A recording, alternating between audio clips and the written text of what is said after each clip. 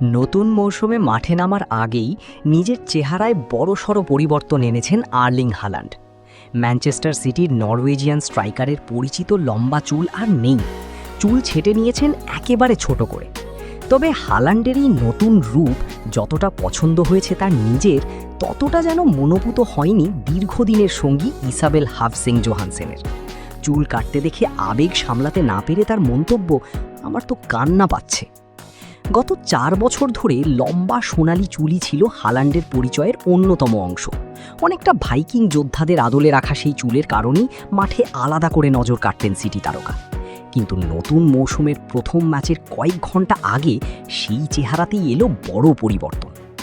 রোববার 23 আগস্ট নিজের YouTube channel ও সামাজিক যোগাযোগ মাধ্যমে নতুন লুকের ছবি ও ভিডিও প্রকাশ করেন হাল্যান্ড। সেখানে দেখা যায় মাথার চুল বেশ ছোট করে ফেলেছেন তিনি।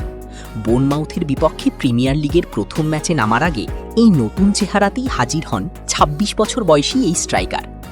হাল্যান্ডের চুল কাটার পুরো প্রক্রিয়ার কিছু মুহূর্তও ধরা পড়েছে ভিডিওতে। সেখানে তার দীর্ঘদিনের সঙ্গী জোহানসেনকে বেশ অবাক হতে দেখা যায়। এক পর্যায়ে কাটা চুল হাতে নিয়ে বিস্ময়ে বলে ওঠেন, ও মাই গড। এরপরই জানান এই পরিবর্তন দেখে তার কান্না পাচ্ছে। এখানেই শেষ নয়, নতুন চেহারা দেখে জোহানসেনের মনে হয়েছে ঘুম থেকে উঠে হয়তো হাল্যান্ডকে চিনতেই কষ্ট হবে। মজা করে তিনি বলেন, সকালে ঘুম ভেঙে তার মনে হতে পারে পাশে অন্য কেউ শুয়ে আছে।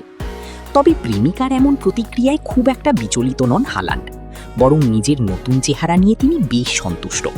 দীর্ঘ চুলের বদলে এবার নিজেকে আরও রাফ অ্যান্ড টাফ লুকে দেখতে চেয়েছেন এই তারকা।